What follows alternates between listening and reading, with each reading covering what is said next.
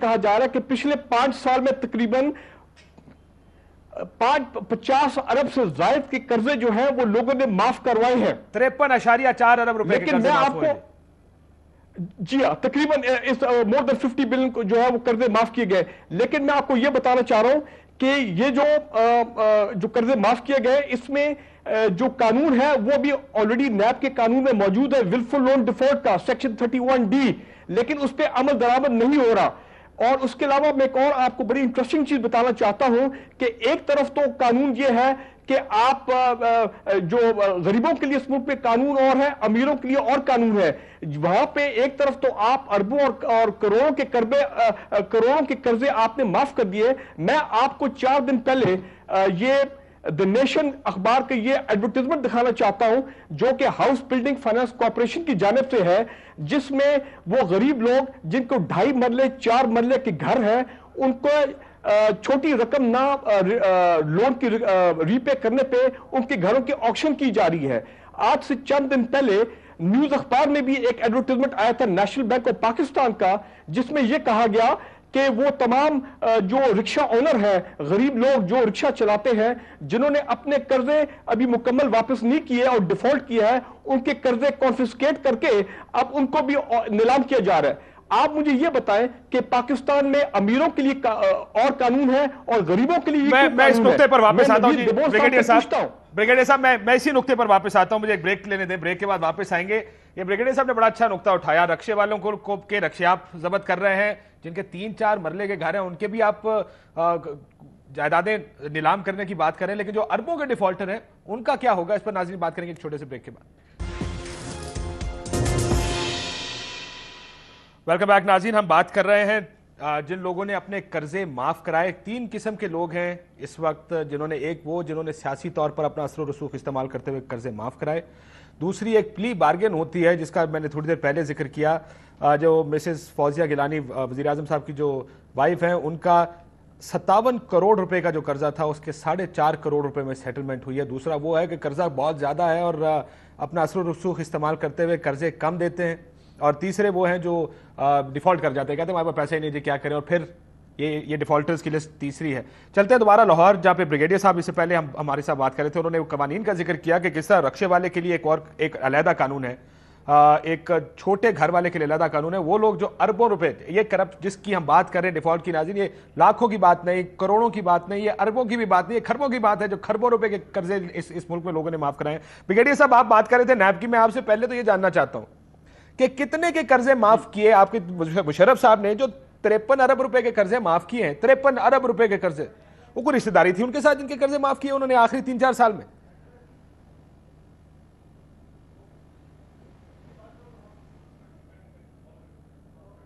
Call शायद brigadier साहब के साथ हमारी नहीं है। एहसन साहब, 53 अरब रुपए, 53.4 बिलियन रुपीस, ये सिर्फ आखिरी 3 सालों में मुशर्रफ साहब ने माफ किए। देखें काशिफ, आप पाकिस्तान की तारीख उठा के देख लें, पाकिस्तान की तारीख में जो करप्शन है उसकी बुनियाद मिलिट्री डिक्टेटरशिप्स ने रखी है। इसलिए कि जब वो इक़्तिदार में आते हैं तो उनको सियासी वफादारियाँ ख़रीदनी होती हैं, उन्हें अपनी हुकूमत के लिए हमायत लेनी होती है, तो बिजनेसमैन को वो नवाज़शात के ज़रिए अपना हमनवा बनाते हैं। सियासतदानों में वो लोग तलाश करते हैं कि जिनको वो ब्राइब कर सकें, जिनको वो फ़ायदे दे सकें और उनका हमायत करें।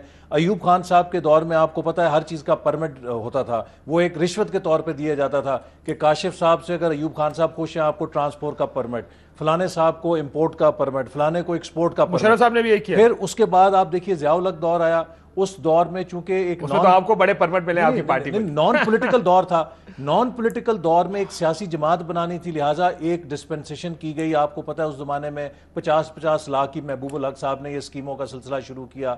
इसी तरह जो बैंकों के कर्जे लिए गए। तीसरा फिर मुशर्रफ साहब का दौर आया।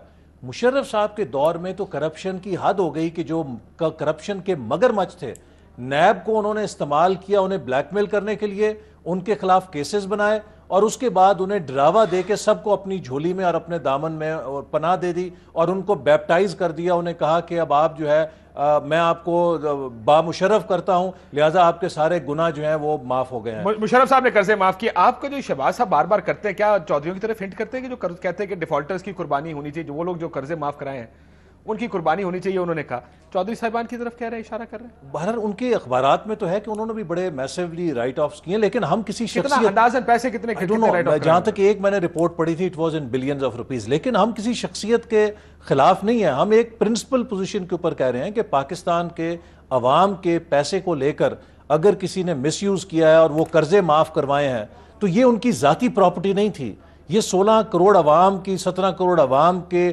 खून पसीने की कमाई थी जिसको उन्होंने लेकर अपनी तिजोरियों में भरा है। अब आप मिसाल लीजिए, एडमिरल मंसूर का केस ले लीजिए। मैं पूछना चाहता हूं कि क्या, किस बिना पे जब एक चीज एस्टैब्लिश हो गई तो किस तरह उनको ये एक नया ड्रामा जो जनरल मुशर्रफ के दौर में था, जी प्ली बारगेन के, जी आप मुगमुगा कर लें, 100 रुपए की चोरी की है, 20 रुपए 15 रुपए आप हुकूमत को दे दें तो बाकी आप ब्लैक मनी व्हाइट मनी करके भाग जाएं। तो ये इस किस्म के जो मामला, नवाज शरीफ साहब ने कितने डिफॉल्ट किए जी? मियां साहिबान के डिफॉल्ट, मियां साहिबान की कोई राइट ऑफ नहीं है, उन्होंने कोई राइट ऑफ नहीं किए। बेनजीर साहबा की जब पीपल्स पार्टी की गवर्नमेंट थी तो इनके जो कारोबारी जो बिजनेसेस थे उनके बैंक्स को बुला के कहा गया कि इनके तमाम लोन्स जो हैं उनको कॉल बैक कर लें, जिससे एक टेक्निकल डिफॉल्ट कराया गया। देखिए जी, मेरे पास जो लिस्ट है जो डिफॉल्ट की वो 1065 मिलियन की है मियां नवाज शरीफ साहब की, और 2146 मिलियन की, यानी 1 अरब से ऊपर मियां नवाज शरीफ साहब के, 2 अरब से ऊपर शहबाज शरीफ। देखिए, उन्होंने जब तक पीपल्स पार्टी की गवर्नमेंट नहीं आई थी तो कोई हिस्ट्री नहीं थी इनके ग्रुप की डिफॉल्ट की, लेकिन जब आप देखिए जनरल मोटर्स जैसा बड़ा इदारा या कोई भी अमेरिका का प्रॉक्टर एंड गैम्बल बड़ी कंपनी ले लें, अगर उसके 10 साल का कर्जा आप 5वें साल में कहेंगे कि जी आप पे बैक करें तो वो भी डिफॉल्ट कर जाएगी। डिफॉल्ट कर जाए। लेकिन मेरे पास कामिल अली आगा साहब, कोई राइट ऑफ नहीं कराया। मैं आता हूं आपके ऊपर। आप कह रहे हैं कि राइट ऑफ नवाज शरीफ साहब या शरीफ फैमिली ने नहीं कराया। कामिल अली आगा साहब मेरे साथ लाइन पर मौजूद है, सेक्रेटरी इत्तलात हैं मुस्लिम लीग काफ के। अस्सलाम वालेकुम आगा साहब। जी वालेकुम सलाम। आगा साहब, ये हम बात करें आज जो बयान दिया गया बाबर अवान साहब की जानिब से कर्जे माफ कराने का, उसमें जो बार बार शहबाज साहब कहते हैं कि जी कुर्बानी दें उन लोगों की जो जिन्होंने कर्जे माफ कराए हैं, चौधरियों की तरफ, चौधरी साहिबान की तरफ हिट कर रहे हैं ज्यादा कि उन्होंने बड़े अरबों रुपए के कर्जे माफ कराए हुए। तो कितने कर्जे हैं आपके, कितनी डिफॉल्ट है? ये देखें, ये कह देने से तो नहीं है, ये जिस तरीके से एनआरओ की लिस्ट आई है, ये कर्जों वालों की भी लिस्ट आया करें, ये इस तरह तो नहीं होता ना। इस मामले में तो 100 बार पहले भी तब्दील आ चुकी है। अगर किसी के पास कोई सबूत है तो वो पेश करें। चौधरी शुजात हुसैन ने ऑन द फ्लोर ये कही हुई है बात कि अगर उनका नाम कर्जे माफ कराने वालों में होगा तो वो क्या नाम है, सियासत छोड़ देंगे, यहां तक उन्होंने कहा। तो लेकिन आगा साहब इसलिए उनका नाम इसलिए भी आएगा कि 2 किस्म की लिस्टें हैं। एक उन्होंने कहा कि जी कर्जे किसने माफ कराए। आज बाबर अवान साहब की आपने बात सुनी होगी, उन्होंने सवालात का जिक्र किया जिनके जवाब में कौमी असेंबली में जवाब आया था। एक है 1994 की, है 2003 की। उस वक्त तक पंजाब कोऑपरेटिव लिक्विडेशन जो है उसमें तो कुछ करोड़ रुपए, 11 करोड़ रुपए से ऊपर उनके थे। इसके अलावा 37.98 करोड़ रुपए एक है जो उनका डिफॉल्ट या कर्जा माफ कराया। कोई नेशनल फाइनेंशियल कॉर्पोरेशन है, इंडिपेंडेंट फाइनेंशियल कॉर्पोरेशन, 6 अरब रुपए का उधर है शायद चौधरी साहिबान का। मुस्लिम कमर्शियल बैंक का 22.792 करोड़ रुपए का एक है। ये सारी लिस्टें जब पुरानी निकलेंगी उसमें तो चौधरी साहिबान के बड़े नाम निकलेंगे उसके अंदर, अगर पुरानी लिस्टें निकालेंगे। जहां तक कोऑपरेटिव की बात है, एनआरओ जो नेशनल रिकॉन्सिलिएशन ऑर्डिनेंस है वो उठा के देखें, उसका सेक्शन 3 देखें, उसके अंदर कोऑपरेटिव वालों को कोई छूट नहीं दी गई और वो चौधरी शुजात हुसैन के कहने पे उन्होंने ये बात कही कि कोऑपरेटिव वालों को कोई छूट ना दी जाए। अगर किसी ने वहां से कोई गबन किया है या कोई कर्जा माफ किया है या कोई लिक्विडेशन का पैसा वसूल किया है या कोई मजीद ऐसी बात है तो वो उसमें क्यों शामिल होता? तो आप ये कह रहे हैं कि अगर चौधरी परवेज इलाही या चौधरी शुजात हुसैन के खिलाफ, मैं बात दोबारा कह देता हूं, चौधरी शुजात हुसैन, चौधरी परवेज इलाही या चौधरी फैमिली में से किसी आदमी का कर्जा बैंक डिफॉल्ट हुआ तो चौधरी शुजात हुसैन रिजाइन कर देंगे? जी वो तो खुद कह चुके हैं, अपना नहीं सबका, और उन्होंने on the floor of the house कहा हुआ है। नहीं, यानी सब पूरी फैमिली में से अगर कोई भी डिफॉल्टर हुआ तो चौधरी साहब रिजाइन कर देंगे। उन्होंने अपनी फैमिली के मुतल्लिक कहा हुआ है जनाब। ये बात बड़ी वाज़ेह तौर पे आज ये बाम पैदा करने की कोशिश की जाती है।